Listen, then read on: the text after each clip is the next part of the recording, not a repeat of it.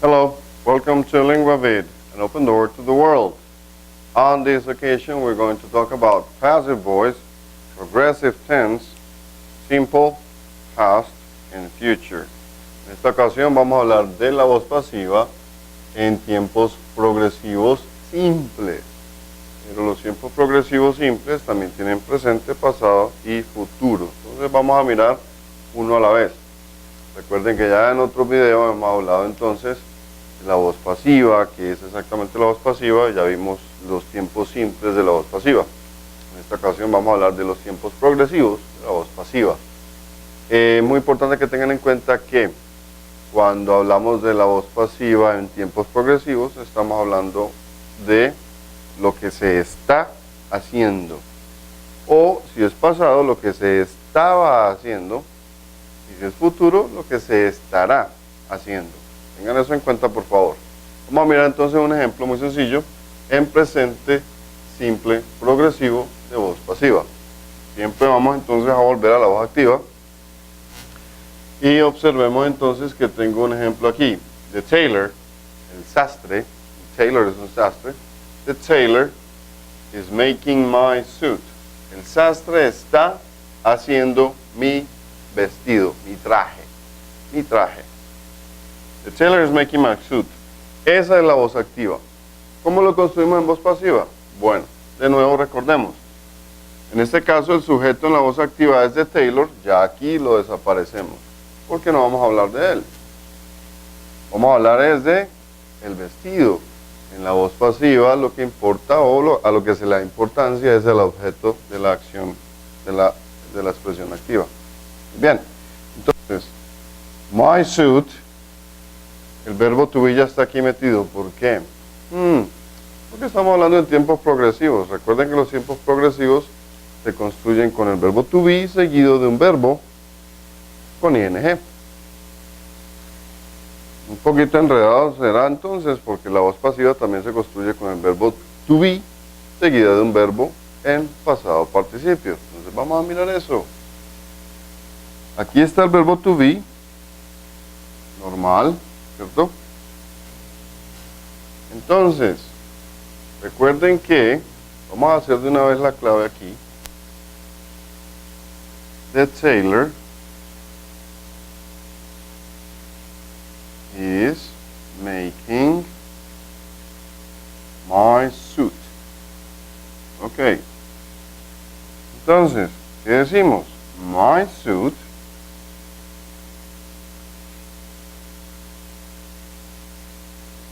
y aquí viene la parte interesante. En la frase activa, el verbo principal es making, make. Está progresivamente, porque eso es una frase progresiva. Pero ya sabemos que ese verbo en voz pasiva tiene que pasar en pasado participio. Muy bien. Entonces, este verbo to be que está aquí presente debe estar presente porque esto es una frase progresiva.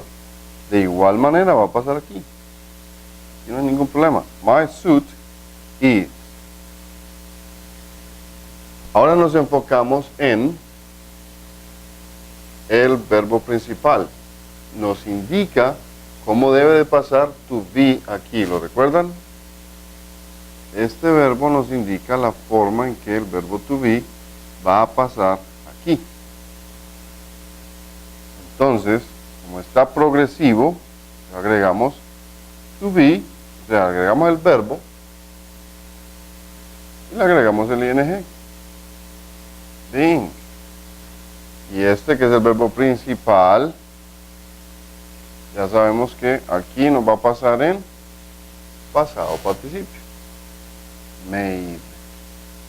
Made es el pasado participio del verbo make. My suit is being made. Así de sencillo. Vamos a mirar entonces cómo quedaríamos en pasado progresivo. Ok, vamos a mirarlo entonces. Muy sencillo. Tenemos la misma frase. The tailor, el sastre, estaba haciendo mi vestido. El sastre estaba haciendo mi vestido. The tailor was making my suit. Bueno, voz activa. Vamos a mirar entonces cómo quedaría la voz pasiva.